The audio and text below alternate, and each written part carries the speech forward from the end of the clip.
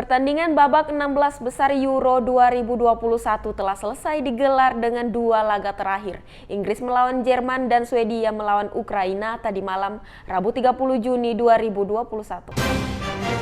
Dikutip dari tribunnews.com, laga Inggris melawan Jerman berkesudahan dengan skor 0-2 untuk kemenangan skuad The Three Line. Sedangkan Swedia melawan Ukraina, laga yang dilalui dengan babak perpanjangan waktu ini berhasil dimenangkan tim asuhan Andriy Shevchenko dengan skor tipis 1-2. Dengan hasil ini, Inggris serta Ukraina berhak melaju ke babak perempat final Euro 2021.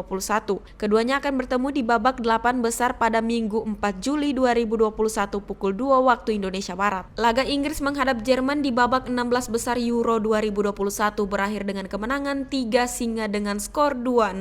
Di babak kedua, Raheem Sterling sukses memecahkan kebuntuan melalui gol tunggalnya di menit ke-75. Pasukan Southgate akhirnya berhasil keluar sebagai pemenang setelah mempertahankan keunggulan 2 gol atas Jerman. Meskipun berhak lolos ke babak perempat final Euro 2021 dengan catatan 4 clean sheet dari 4 laga yang dilakoni. Sterling saat ini masih menjadi top skor Inggris dengan torehan 3 golnya ke gawang lawan dalam ajang 4 tahunan tersebut. Swedia melawan Ukraina, kemenangan dramatis berhasil diukir Ukraina dalam laga melawan Swedia di babak 16 besar Euro 2021, Rabu 30 Juni 2021 dini hari.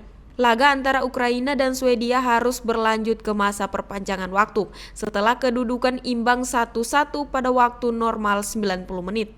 Di waktu normal, Ukraina lebih dulu unggul lewat Alexander di menit 27. Namun Emil Forsberg yang sebelumnya telah mencetak 3 gol untuk Swedia di Euro 2021 ini berhasil menambah koleksi golnya di laga ini dan sekaligus menyamakan skor 1-1 di menit 43. Tak ada tambahan gol di babak kedua sehingga laga berlanjut ke perpanjangan waktu atau extra time. Kemenangan dramatis didapatkan Ukraina setelah Artem Dovbyk yang merupakan pemain pengganti berhasil mencetak gol penentu pada penghujung laga babak perpanjangan waktu, tepatnya menit ke-120. Berawal dari umpan silang ideal yang dilepas Shevchenko, sunduhan Dovbyk menghantarkan Ukraina lolos 16 besar Euro 2021. Gabungan Produsen Makanan Minuman Indonesia (GAPMI) meminta rencana pemerintah menaikkan tarif dasar listrik sebesar 20% dalam waktu dekat dikaji ulang dengan bijaksana.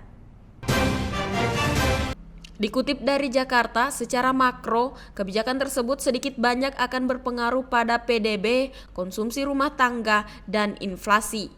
Hal tersebut dikarenakan konsumsi rumah tangga merupakan salah satu penggerak utama perekonomian nasional. Sedangkan secara sektor, kenaikan TDL diestimasikan akan berdampak negatif terhadap output industri dan daya saing produk yang dihasilkan di dalam negeri sekaligus membebani konsumen. Dengan situasi seperti ini, bila benar kebijakan tersebut akan diterapkan oleh PT PLN, ini akan menjadi pukulan dan beban yang sangat berat bagi industri makanan dan minuman. Selama ini, biaya listrik industri di Indonesia terutama bagi industri makanan dan minuman berkontribusi sekitar 3% dari harga pokok produksi. Apabila PLN berencana menaikkan TDL 20%, maka biaya produksi industri makanan dan minuman akan naik sekitar 0,6%. Kenaikan biaya produksi ini mau tidak mau akan berpengaruh pada harga produk yang akan meningkat, di mana produk makanan dan minuman sangat sensitif terhadap harga. Pada akhirnya biaya ini akan menjadi beban dari masyarakat umum yang saat ini masih terkena imbas dari pandemi COVID-19, di mana daya beli dan kemampuan ekonomi masih tidak lebih baik. Tim Liputan Sian TV mengabarkan.